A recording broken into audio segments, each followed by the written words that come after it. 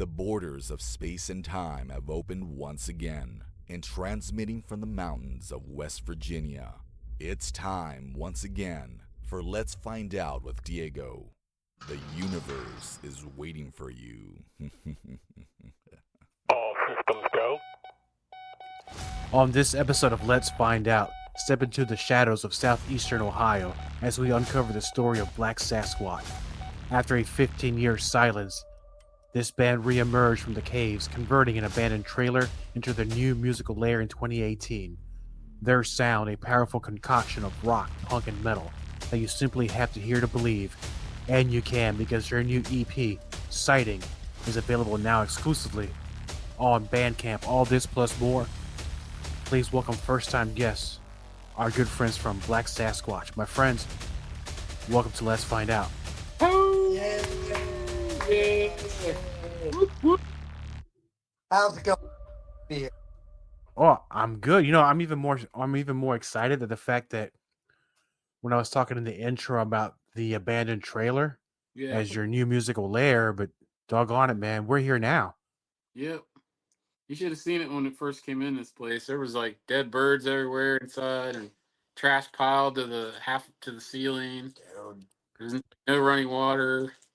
But you should see it now. Yeah. It's like you would never know it was ever like that. It's awesome now. Basically, I have to take shovels and shovel everything out, and we set up our practice studio in here and took it over.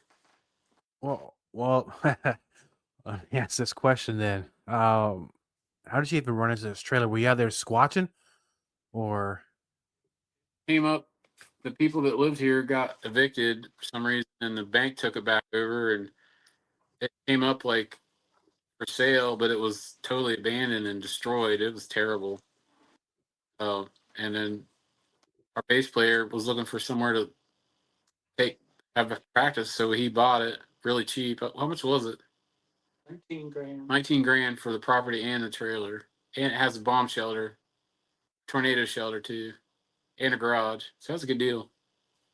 I think so. I mean, in today's market, you could probably flip that and make some pretty good money. But, you know, we need it. We need you guys to create more music. So, you know, it's the perfect place, perfect lair for Black Sasquatch. And before we begin, for both of you who are going to be in the interview, could you introduce yourselves and what is that you do in the band? I'm Bub. I'm lead vocals. I used to play guitar. I'm Patrick. I'm the drummer. Ted, I do play guitar now that Bub can't. And the other Ted, I play bass. We got two Teds in the band. One's bass, one's guitar. And now, part of the story that I received, that was emailed a few weeks ago, there was a 15-year hiatus. So, what caused it hiatus, and then what got you guys to come back? Is this is this like a inside thing? Was there infighting? What was going on? I don't know. We were together, and we put out it was straight hardcore punk rock, and then we put out a EP, and then we just sort of like stopped. We were gonna play a show, and I attacked a drummer, and Not me. it was a different drummer, but Okay. he was playing, jumped over the drums with my guitar, They have the ultimate and so punk rock first show, which didn't go down because they got in a fight and beat each we other. got in a fight, and he broke his hand. So that was that was right before our first show. So we sort of just dissolved. Sex Pistols got nothing on that. So that was going to be our first show, and we just quit. And then once Ted found this trailer, you know, we started to say that we might get back together. You know, it's like I had been gone for years, and then I ended up moving back. Yeah, finding the drummer's the hardest part. So he came back as the drummer. So we cleaned this trailer up and set up a record or a practice area and went from there. And so, what was it like getting back together and recording after this long break? Well, we did the first one EP ourselves. Yeah, we just kind of started playing. We didn't really talk or think about what it was, and you know, like, hey, let's pick up some of the old songs, and start goofing around, and then started coming up with stuff. Came up with wild hogs, and then we came up with looking for a Bigfoot. Yeah. The first thing we did was record the God's cover of Mississippi. Yeah. And that's pretty much what got it rolling on that first one. It was kind of, at first, it was just kind of fun. We just started having fun, and like all this stuff popped out. Because once you play music and learn music, it's for a lifetime, just temporary once you do an instrument. So it was kind of like getting the band back together and having those feelings of playing music again is fun. But we picked the worst possible time because it was right during the pandemic. So all the bars and places were shut down. Everybody's wearing masks. It's hard to get shows. But that's right when we started again. It was right during the pandemic. Yeah, that's bad. It's interesting because a lot of these times we're talking about the pandemic in 2020. A lot of people just pretty stay at home. If what they did is they probably just reinvented themselves. Some became authors, some became podcasters, like raising my hand here. And sometimes it was the best. It was actually the worst of times. There's nothing best about it, but a lot of great things came out of it. Here we go with Black Sasquatch, and which gets me to this question: where did the idea of the name come from? Have any of you had any Sasquatch sightings, any Bigfoot stories, or somebody that has? Well, we all like Black Sabbath for the name, so we just sort of ripped off that for the name. I was on the Bigfoot show, Animal Planet, finding Bigfoot. I was on one of the episodes where they were at Salt Fork State Park in Ohio, and I had the speaking role and everything. So I was really into Bigfoot stuff back then. I met Bobo, met Cliff, I met Moneymaker. All those people were there, and we just sort of combined Black Sabbath with the Bigfoot thing, and it's one name. We're just kind of knocking around names, we didn't have really have an idea in mind. We were just kind of like hadn't seen each other in years and been like, hey, let's start playing again. So we did. And then the name Black Sasquatch popped out. I don't know who said it, but it was like it was Ted. Ted raised his hand. Yeah, first Ted. And so we all said that was the first one that we all agreed that we liked, and that was it. It's a good name because it sticks out. And and it yeah, and it's it lends itself to cool mystic imagery, and it is kind of an interesting thing. Bub here got lots of crypto tales. Yep. Well, I interrupted. He was talking about the show. No, they're all top secret. Sorry. CIA says you can't talk about it, Bub. Hey, give me another one, would you? No, I mean, we're not talking UFOs. I think it's safe to talk about Bigfoot or Sasquatches. So, if you don't mind sharing with the listeners of Let's Find Out, what kind of stories do you have? Can you pick one real good one? It was probably like 1970, 76 maybe, 77. Our whole family was part of the Mormon church, and we were at a bonfire outside, barbecue picnic kind of thing for the church. We were Mormon back then, and it was nighttime, and all of a sudden we saw a huge light in the sky come over us, and the light in the sky ends up going into the woods, and it goes on the ground in the woods, and so everybody starts running towards this light, and we all had flashlights trying to see what it was, and the best thing I can how the scene looked was that scene from E.T. when they're in the lights with when they're in the woods with the flashlights, running towards trying to get E.T. That's what it was like in the woods. And our mom held me and my brother back. We were probably like 5 or 6 years old, and told us we weren't allowed to go in the that thing was that just landed. But the light it put out was it was a different kind of light. It wasn't a regular white light. It was like a glowing like kind of light. I can't explain it the way it looked. It wasn't normal, and it lit up like the whole woods.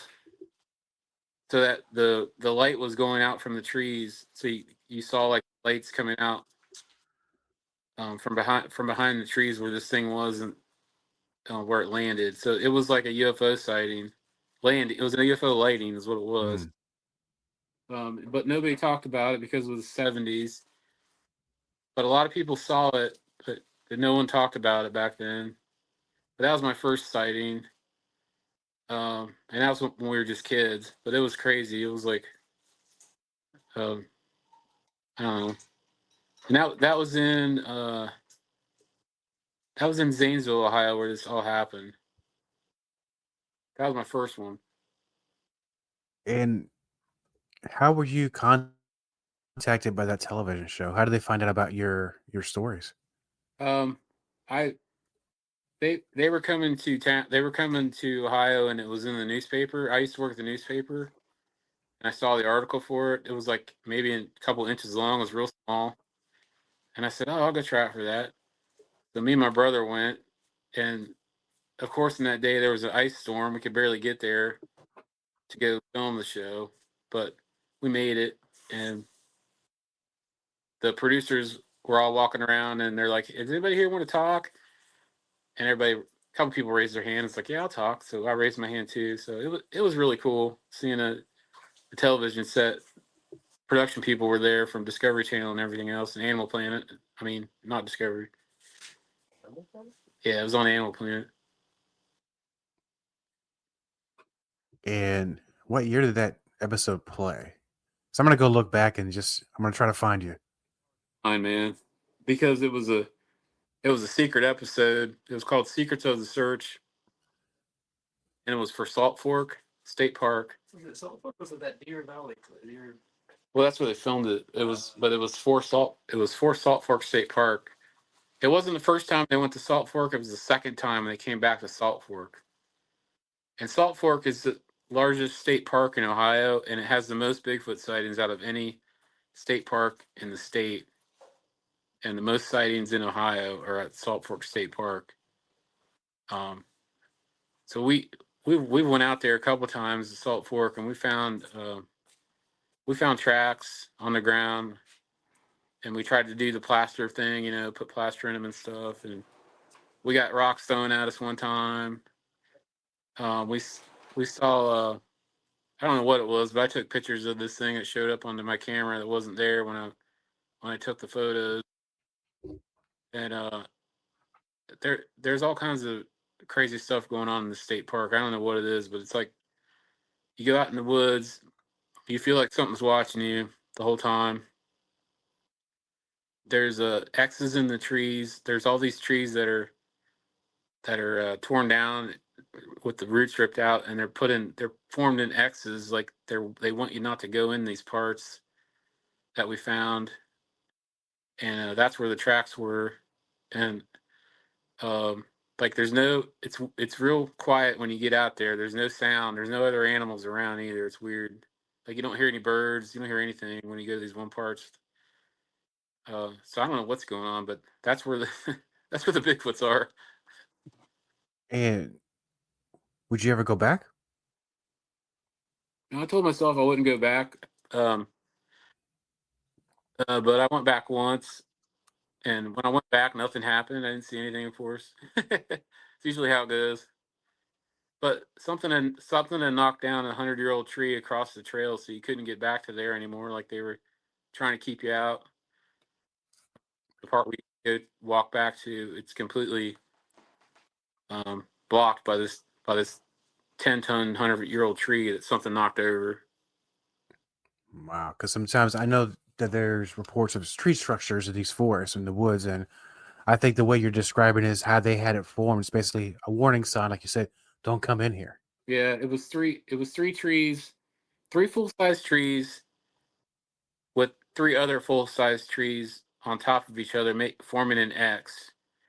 Like an X, X, X, right next to each other. Three X symbols in this part of the woods where we found the Bigfoot track. I don't know how anyone else could have done that without getting major machinery back there. Or you could do it with chainsaws, but you can't pick those trees up and put them in X's like that. You know, that's just, it's definitely a warning sign. And when we were there, all of a sudden these people showed up on horseback out of nowhere, um, and were trying to talk to us, and we didn't want to talk to them, and they acted really like strange, like they were trying to speak English, but they couldn't speak English. I don't know what was going on, man. It was weird. Like they were the weirdest people I've ever seen. And it was right there where the X's were in these trees that these people come on horseback, a man and a woman, and they were like, "How am doing today?" to me and Ted. They're like, yeah, hey, how's it going? And we're just out here Bigfooting.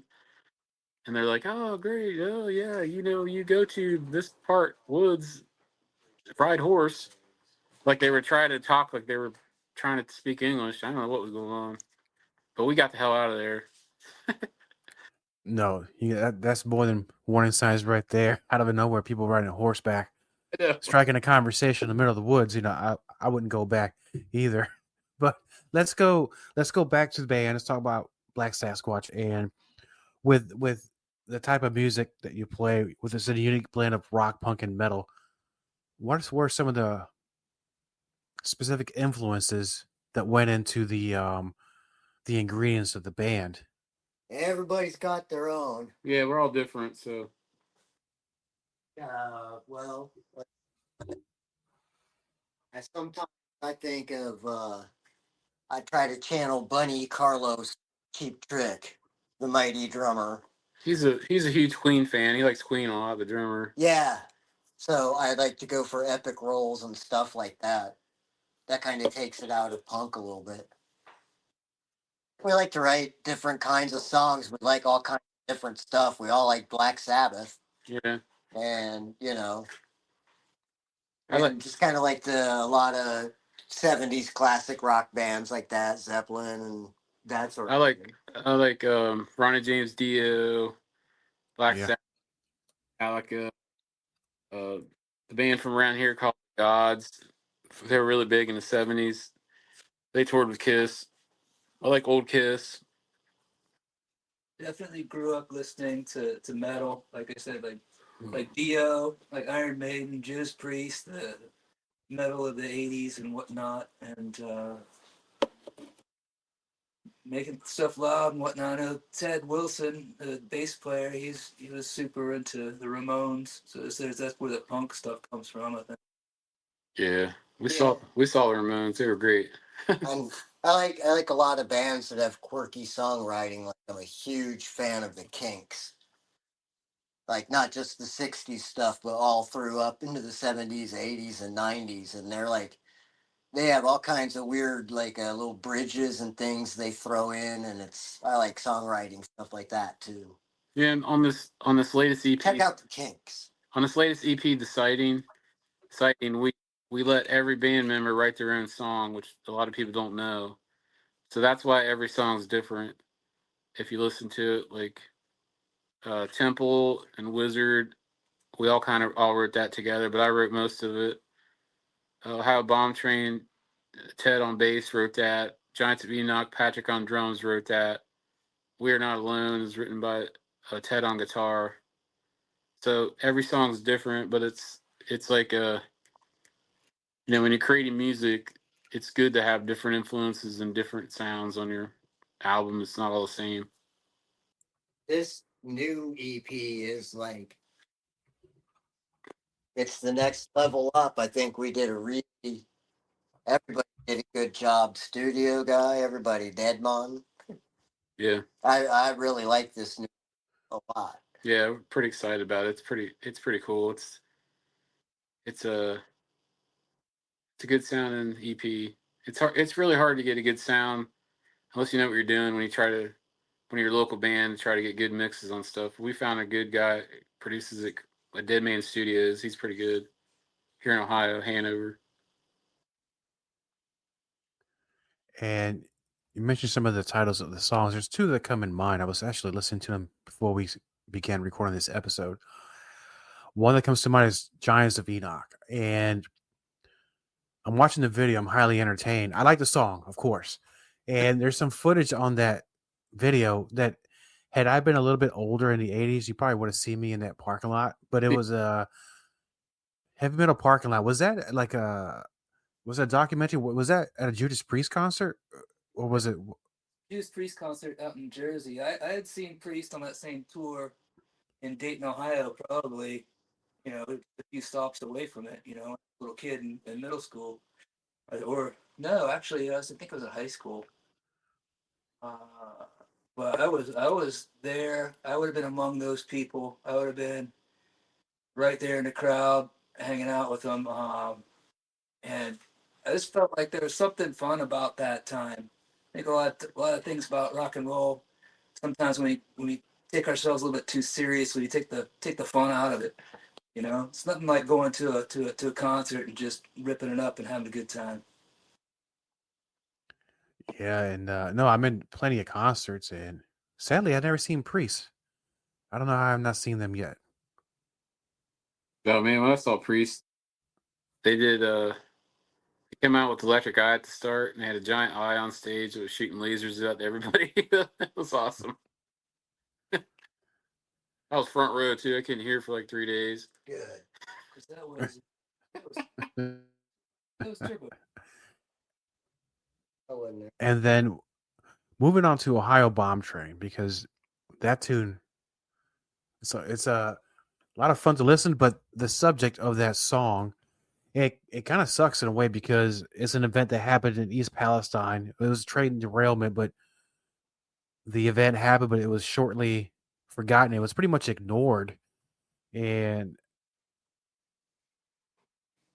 do you know if anybody made this right as far as making sure these people are okay? Well, they just granted, I think the EPA. Don't quote me on the number, but I think it's like $80 million survey is going to take place to assess these people's health, and they are all suffering. And the train company wanted their train track open, is the long and short of it. So they blew up the wrecked tankers full of toxic chemicals, and they all went in the river, and they went downstream to everybody else, and they went in the air and rained on everybody. And we talk about that in the song. Yeah, it's a mess. And then somehow the EPA safe, and the governor's like, "Yeah, go back," and literally everyone went back and got sick, and all their home values are worth nothing now. So they're trapped there. They can't leave because you can't sell the house because no one's going to buy property there because everything's poisoned.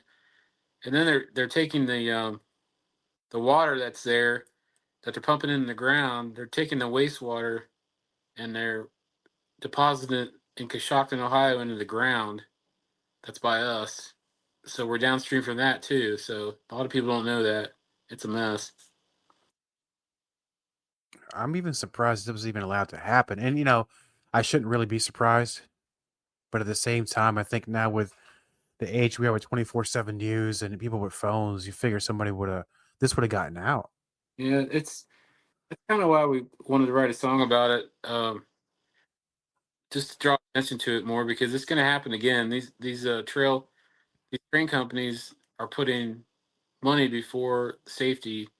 They've cut all their safety budgets. They've cut the staff that's supposed to be watching things like this on the train. They've got it down to the bare minimum amount of people to be on the train at once to run it, and they're making them stick to these 24-hour schedules that are just unsafe. So it's scary because the trains are in every town. This could happen anywhere. Yeah, in fact, here we got trains all over the place. It's pretty scary when you really think about it because it's not the only place where there was a train derailment a couple of years ago. I think it was other towns has happened to here in the States, but hopefully everybody will turn out okay. And now moving to, because I know you just released Sighting and it's available on Bandcamp, correct? Yeah. We wanted to put it on Bandcamp first because Spotify only pays you 0.001 of a penny per stream, which should be illegal. They don't give you anything on Spotify for these for independent artists. Even if you're a nationally known artist, you get 1 million streams, you only get $30 or something like that, and it's highway robbery. So we'll make more money just putting it on Bandcamp, and people can do individual songs for $1, or they can download the whole EP if they want, if they like it. Are there also physical copies available? Yeah, we have physical copies at shows with us that we have for sale. We'll send you a physical copy We can- off Bandcamp if that's what you Yeah, think. if you want a physical one, we can ship one off too. We sold a couple actually. It's it's a pretty good EP. I like the cover because it's got that Bigfoot on the front. You know, like it's pretty cool. Hey, go grab one and show them. And yes, alcohol. Just how long ago was Sighting released? Not that long ago, right? Well, like last month. But we have a show coming up with the Gods in Zanesville, Ohio, that we're going to make it the official release party. Awesome. And now, because I know that, as I said, the EP just came out, and you're going to have this show coming up as an official release party. What are the future plans for Black Sasquatch? Burn, blow up, die. I don't know. Rock and roll. Get abducted by Bigfoots, maybe. We've got a couple more gigs this year, and then we usually take a break in the winter time. Yeah, and it's like we haven't written any new stuff in a while, so we're gonna kind of take some time in the next couple months. And yeah, that's the cover there with the, check it out online, with the Bigfoot coming out behind the trees. it's all mystical and mysterious. You see that? I see that, man. That's a good looking cover right there. Yeah, it stands out. That's what I like about it. Ted 2 laid all that out and did all the artwork in collaboration with New Earth Records. And I was the art director. There's the back, all of us. He's the video meister as well. We did for our photos on the back, like we're using trail cams at night. Like the Yes, look at that. Yeah, That's actually my senior picture. I am naturally green like that. maybe it's have some extraterrestrial DNA. You never know, man. You might have to get that checked out. Yeah, it's an unknown element in my blood. No, we got a big event coming up called the Buckeye Beard Battle. Also, we're sponsored by HempWizard.net. He's a beard company in Florida that does hemp, makes beard oil out of hemp. So it's going to be a pretty cool event. It's going to be like 10. Anybody that has a beard or a mustache or a goatee can be in it. Yeah, and it's our third year doing the event, and it's got bigger each year. Yeah, it's pretty awesome. So we're real glad we've got a new place this year that's bigger and it's outdoors, and we're looking forward to this one. It's on our Facebook. If anybody wants to look us up on Facebook, you can find all these events out on our page. We also used to set up at the Ohio Bigfoot Convention every year at Salt Fork and have a vending table. We used to sell like all kinds of shirts and sell out of stuff and CDs and everything there. It was pretty awesome. We got to see all the people coming in and talking at the events and stuff, and we'd ask them questions and things and get to see all the Bigfoot prints they'd bring in. It was really cool. Talk to all the doctors and stuff, the guests that would be there, and it's a great time. But we had to quit doing that because we worked it up and work everything, and we're taking a break from it. But And now for the listeners of Let's Find Out, I know you mentioned your Facebook account. It can also find you on Bandcamp. Other than those two sites, are there any other sites we can learn more about you? You got about your social media? yeah, we got YouTube channel. We have Instagram. We got Twitter. Just about anywhere online you can look us up. Check us out. We have some stuff on Spotify also, even though we get mad they don't pay us anything. But you can listen to us on Spotify. We're on there. Just about anywhere. Yeah. Apple Music, Amazon Music, Or iHeart. just about anywhere you can find us. Just Google it. Awesome, man. You don't worry about that Spotify thing. They don't pay me either, brother. Okay. So Everybody a penny. I mean, I think I heard about some kind of thing going through Congress where they're trying to pass it that Spotify has to pay you at least a penny per stream. I don't know if it's gonna go through or not, but this is like robbery. 0.001 of a penny. Come on. yeah, I think you're not the only one that are having issues with this. I think that's why I believe physical media is coming back, because I think the bands that deserve to make the money, because they're the one practicing, they're the one putting the stuff out there, they're touring, and to just give them a 0.25% of a penny, I mean, that's just, like you said, highway robbery, brother. Yeah, it's somehow they get away with it. I think the only artist that talked about it was Taylor Swift when she pulled all her music off there. Sure, highway robbers will leave you with gas in your tank.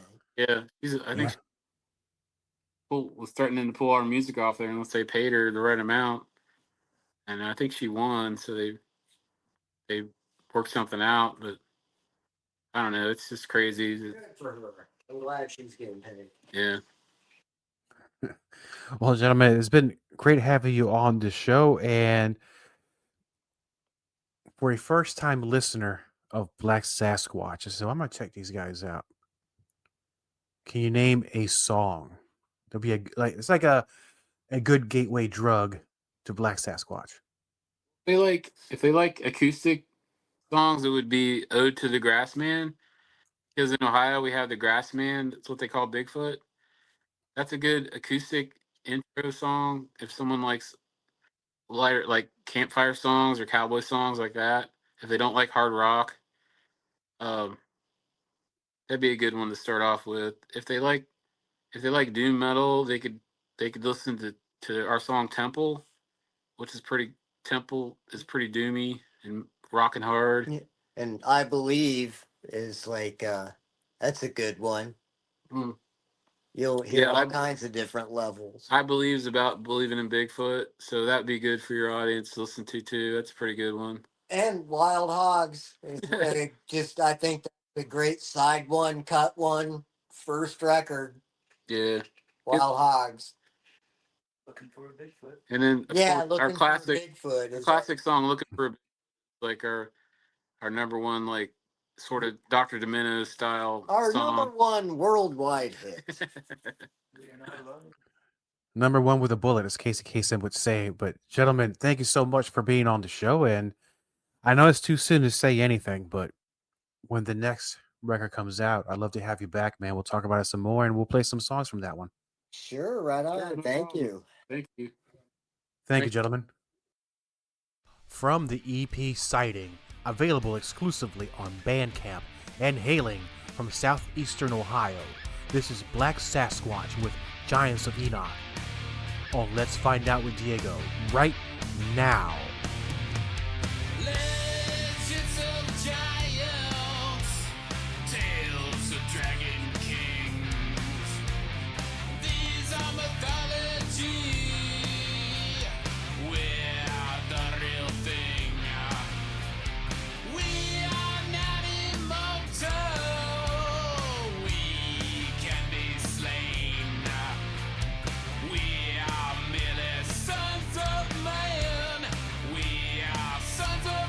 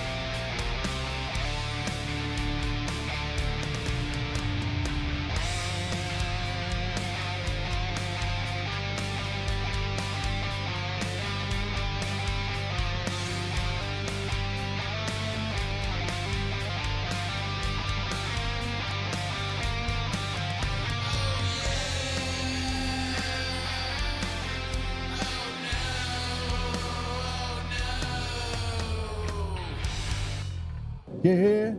I hear. Oh! Copyright Diego the Podcaster. All content for Let's Find Out is the property of Diego the Podcaster and is served directly from our servers with no modification, redirects, or rehosting. All celebrity impersonators are paid performers. The impersonated celebrities do not endorse or promote any views or opinions expressed by our guests, Diego the Podcaster, or Let's Find Out. The information shared on Let's Find Out with Diego is provided on an as-is basis, with no guarantees of completeness, accuracy, usefulness, or timeliness.